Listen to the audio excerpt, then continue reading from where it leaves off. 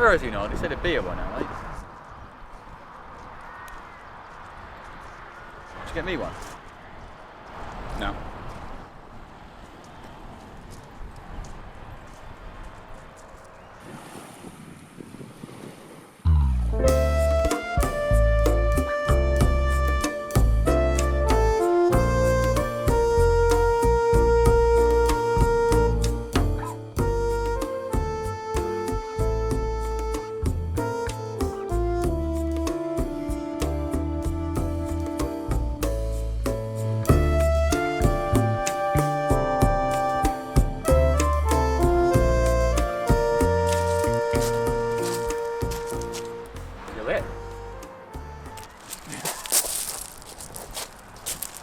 Coming inside for a chat then.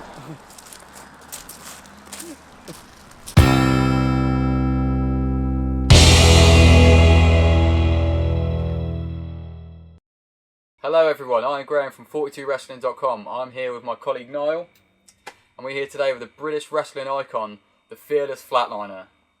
Flatliner, welcome to the show. Nice one, nice to be on. There you go, Pleasure. all good? All good, mate, all Excellent. good. I like Absolute that you pleasure. went for the literal one he told you not to do. Yeah. That's fine. Yeah, it's fine. British wrestling icon. Yeah, so obviously we know well who you are. You just threw ice cream in my face, so we're very well acquainted. But how about introducing yourself to the wider audience? How long have you been wrestling? Where have you been performing? Well, just give us all the details. I've been wrestling now 21 years, so a long time. But wrestling's been a lifelong, sort of from the age of 10 when my dad took me to see Big Daddy. Ever since then I've been into wrestling. I had a little dip off when I found out what girls were for and I got into weight training, but then through weight training I got myself big and what have you, and I was training in a gym in Fareham, and Mark Sloan was next door with his wrestling ring. Being nosy, I went and had a look and said, I want having a go. But when I came into wrestling, there was only about 2 or 3 bodybuilders, or guys that were big and looked like what people would perceive a wrestler to look like because of WWE. So I pretty much got thrown in the deep end with hardly any training. And the guys I was wrestling then were all tiny little guys, and that was no problem picking guys up and just bunging them and whatnot. I didn't have a clue what I was doing. Mark Sloan didn't really train me that well. And also, I didn't get on with a lot of the guys from Mark Sloan's little clique of they were just, 24-hour wrestling people, and they were I didn't really watch the Attitude Era and all that much. Don't get me wrong, when I started doing it, I got back into it all, and now, I really enjoy the wrestling, but I don't watch the current product. I like watching the stuff that I watched as a kid. But, so I started off wrestling for Mark Sloan. Didn't really get on with them that well, but then there was another promoter called Scott Conway, and he ran the Wrestling Alliance based in South Southampton, and he used to bring over the Bushwhackers, Marty Jannetty, Skinner, Honky Tonk Man, Earthquake, Yokozuna, and Big stars, past the big American. stars, but that was the closest you were going to get to see. I mean, I was on a show once, or on a tour. We were going up and down the country. There was the Bushwhackers, Marty Jannetty, Skinner, Doink the Clown, Robbie Brookside, James Mason and myself. And that was the most WWE wrestlers on a show since SummerSlam. Oh. But WWE wasn't coming over on a regular basis. So I started working for them. But the problem was that, of course, I went from going with guys who were like little guys to big guys and tough guys. This was the remnants of you all still had the guys that were sort of still going from the World of Sport era. So you were in a change with Skull Murphy, Drew McDonald, Danny Collins, Marty Jones, Robbie Brookside, who Big a lot of dudes. them, and like a prat, I'll walk in and go, I used to watch you as a kid, and I know what that feels like now, because when I work the doors and I always get that now. Oh, I've got a photo of you when I was a little, and then there you are now. You're a man. You got some bloke with a beard going, I had a photo of you, and you think, yeah, I am an old bastard. It is like that. And so, of course, saying I used to watch you as a kid. You was one of my favourites. It was it didn't enamour you to them at all. They just thought you were it just made them feel old. Yeah. But The new bloods here. Yeah. Oh, crap. yeah, do you know, and also like, I mean, I didn't get it as bad as some people because I was like, you know, at 21 I was like 20 stone and 6'2" and big, and like I said, there weren't many muscle men around there, so a lot of people there's a lot of people wouldn't give me hassle because I was big, but at the same time, I used to get thrown out on the motorway, go and run to the hall. I'd have like, you know, my shoes nailed to the floor when I'd come back from my match. You know, all kinds of like nonsense and ribs and tricks played on you. Was that done in a friendly manner? Or No, was not- that done in a more... No, not in a friendly manner. hazing, No, it was you know. done in a hazing way. But at 21, that is exactly what I needed because I was a big lump. Do you know what I mean? I was never a bully or anything like that, but needed knocking down a peg, believe me, and they did. You know, like there was times like after your match, you know, there's times I felt like going in the toilet and having a cry. Do you know what I mean? Like it is that you're that soul distraught because you're trying to do this thing, and I wanted to prove to them I could do it. You know, and like you'd work Blue Eye one night, Villain the next. They would, you know, they wanted you to learn your craft, and if you couldn't hack it, and if you had too much of an ego, then go home then, innit? Go home, you're replaceable. Well, obviously, a lot of the general public won't know this, but you took a bit of time out because you had a bit of an illness. Yeah. Do you want to go through what it was like that period of like being away from the ring? Yeah, bloody miserable. Yeah. Yeah, when everything that defines you is sort of taken away. And with me, my colon was, I had colitis, which is like an autoimmune disease. So eventually, I had, the first warnings were I caught pneumonia and ended up in a coma for a week. I wrestled a month later when I come out of it. Damn. You know, still was booked and still wanted to do the shows. But yeah, and then eventually they said, look, this is all to do with your colon. So they had to remove my colon, and I had a ileostomy bag for 3 years, and also was really ill during it. So I went from 20 stone down to 10, and I had to learn to walk again. You know, so it was bad times. You know, the worst thing about it was that like Drew McDonald phoned me. Towards the end, I was waiting for my reversal operation to get rid of this bag. Drew McDonald phoned me. He was the agent for the UK for a while, for a small time. And he said, oh, John Laurinaitis has just seen your photo and he's interested. And you think, why now? You know what I mean? Why now? I don't look like this right now. Stop it, Yeah. no. And the other one was, I'm good friends with like some of the Rock's family. So Rikishi's got a relation called Black Pearl. He's one of the Inouye family. Okay. He's one of the lessons. He's not as well known as some of the others, but I kept in touch with him. He said, oh yeah, your name came up for the Hulkamania tour of Australia, but I said you can't at the moment. You're too ill, aren't you? You know. And you think, oh God, I could have done the Hulkamania tour and died and had an happy life. Do you know what I mean? I'd have been with all my heroes. But it is what it is, isn't it? Do you know, like, you know, there's always some. I know people that have worked in the music industry, in bands. They never made it to the pinnacle. They work with a lot of big names, perform with them, and they're happy with that. Yeah. You know what I mean? I'm blessed in the fact that I never planned on travelling the world. I've seen a lot of different countries, wrestled with a lot of my heroes, and some like really big names and stuff.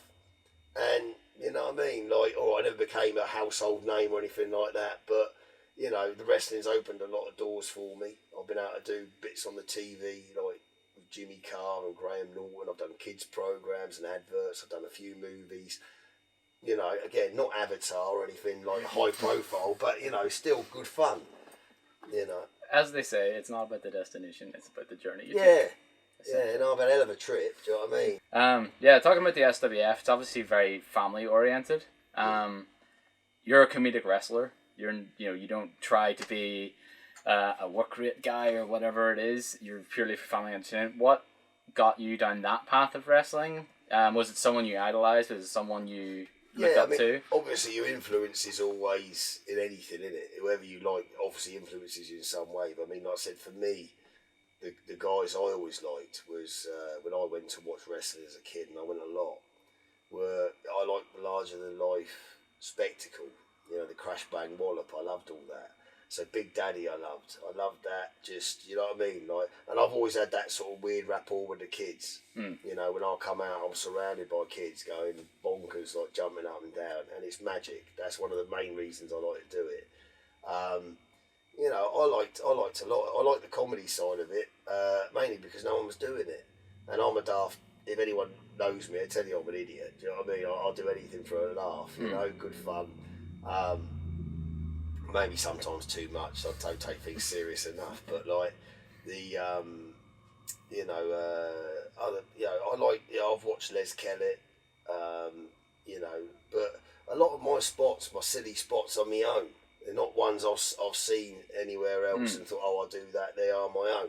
And I mean, I did a seminar the other day, and I couldn't believe I was actually showing nippers these spots, saying, look, one day you may be working in like somewhere like a holiday camp or somewhere like that, where this sort of stuff might just get you through, because you've got to make, like I said, like when you're wrestling at Butlins and Pontins and places like that, you know. You can do a 450 splash, but it doesn't necessarily. No, and like I said, I don't take it away from the guys that no, do that. I'm not. You know, like I don't, I'm not, you know, I'm, you know, like 90% entertainment, 10% wrestling, you know, like, but, you know what I mean, it works for me.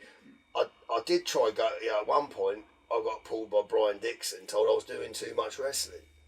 And I said, well, you know, he said, look, you make everyone laugh. That's what makes you different. I want you to make everyone laugh. That's your spot on the card. Okay. And like, it held me back in some ways, but, you know, like I said, 9 times out of 10, you know, I'll either open the show or I'll go on last. I'll either send them home happy or I'll wake them all up. And, you know what I mean, I've no problem doing either. Important spots on the card. Yeah, I mean, not long ago, I was working for someone, and the guy who was the booker, he came up and goes, oh, sorry you're on first, but someone's got to do it. And I looked at him and I said, like, because this guy was a wrestler himself, I said, it's not a problem.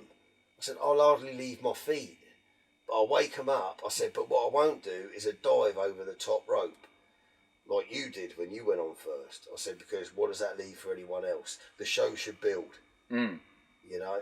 And like, the comedy spot's always been sort of on last 9 times out of 10, because if you've had a real heated, hard grudge match, it calms them down, and everyone goes home happy and forgets that like their favourite lost, and they're all pissed about it. You know, again, not so much now, because now everyone sort of sits there and watches it almost like a pantomime.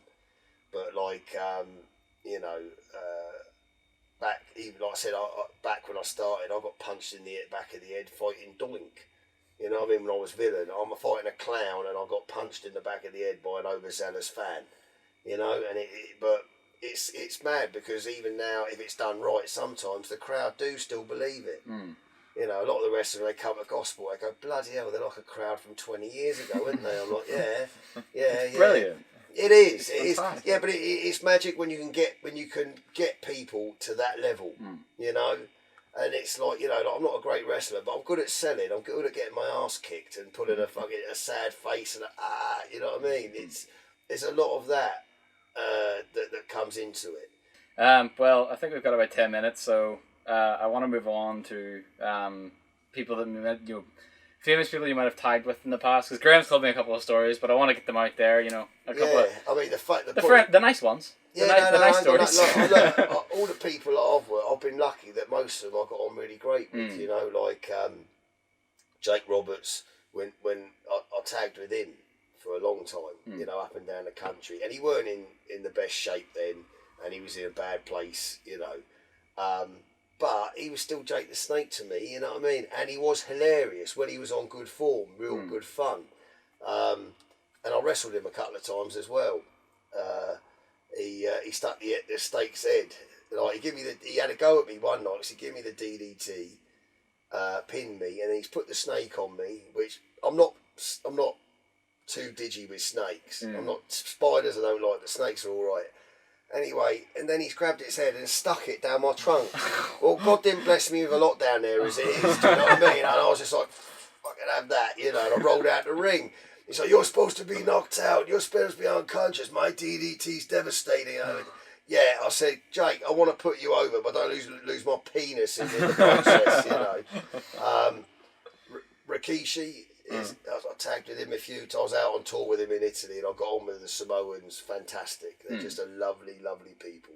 You know, if they like you, you're fine. If they don't like you, stay away. Yeah, I mean, you know, I remember just Rikishi one morning at breakfast. One of the other wrestlers had annoyed him. Big name and all, but we're not slagging today. Nope. But he just looked up from his breakfast and went, "Hey, you're a piece of fucking shit." And then just went back to his breakfast. I was like, "That's brilliant, isn't it? How good's that?" You know. Yeah, I'm just trying to think. Like Daniel Bryan, I was on wrestled with him all over the place. Did you wrestle against him? I was in rumbles with him, but where you know. But I mean, funny enough, his yes chant that started off at Butlins. Did it? Yeah. There was a wrestler called Phil Powers that used to get it as the villain. He used to go, no, no, no. And Daniel Bryan used to get in and go, yes, yes, yeah. And he got the place doing the yes chant. Oh, there you go. That is a 42 Wrestling exclusive. Yeah, that's straight. Everyone thinks it started from, who was it, Frank Mir? There was like a clip online of him doing that one time or whatever. No, Everyone thinks I can promise you, and if you asked him, he would probably make me right. But yeah, he started all that on the Butlins. Okay, no. And Natalia, she was in a mixed tag with me for a good month or so. And but when she came over here, she was quite a stocky girl, a little bit of a pudding.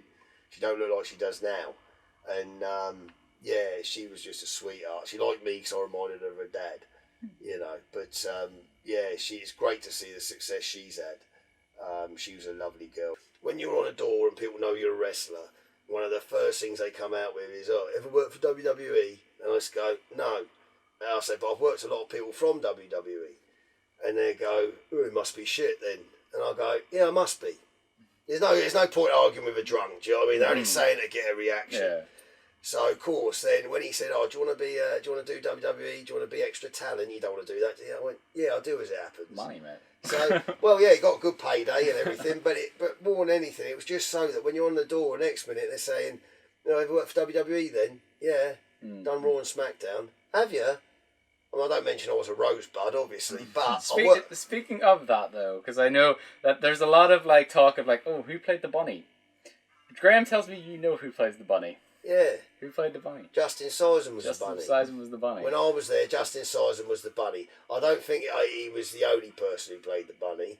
That's my mobile phone's going. I wonder what that was. Yeah, no, I haven't got anyone something. kidnapped in here, although it looks like the caravan of doom. Yeah. So Justin Sison was the bunny. He was the bunny, yeah. And I actually thought he was going to get. I actually thought he was going to get signed.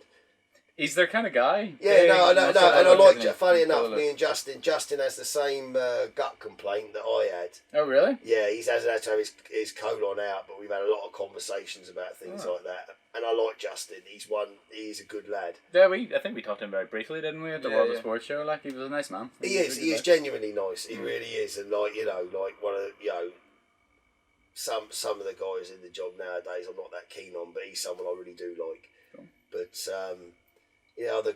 other guys that I've worked with was, like people coming up. I remember like Sheamus. I remember him being on the shows with us. What's his name?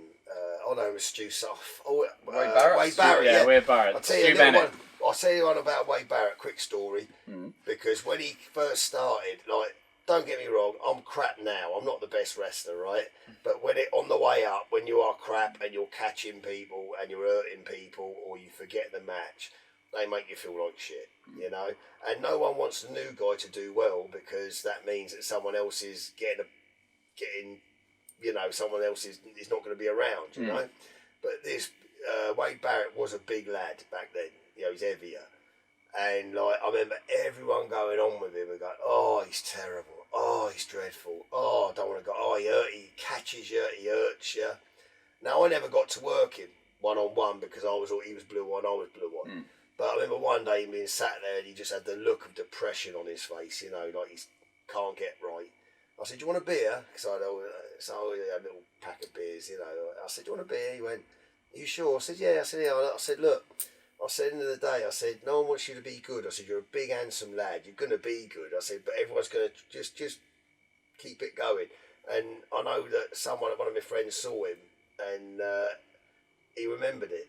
Oh. And I'd forgotten all about it until the bloke told me about it, you know. But, you know, just sort of like, he was inoffensive, he was nice, and like, good luck to him, he's done really well, hasn't he? So he proved all them people wrong. And that's something I'd say to anyone who's starting out and wants to be a wrestler. No one can tell you, you know what I mean, that you're going to, you know, everyone's going to tell you you're no good to begin with. No one dishes out praise, but you just got to stick at it, keep going, and, you know, just prove all the haters wrong. That's the best way to piss them off, you know? Yeah, exactly. You know? But I think we're going to wrap this up. So you want to talk about what your future plans are? Are you going to stay in the ring? Are you I'm going to stay in as long as I can hold on to. My knees are a bit bad, but like I said, we know I'm not Jodie Fleisch or like Will Ospreay, so I'm going to eke out as long as I can. I mean, I expect towards the end people will be going, "Oh, he needs to give that up. He looks fucking terrible now." But I'm going to try.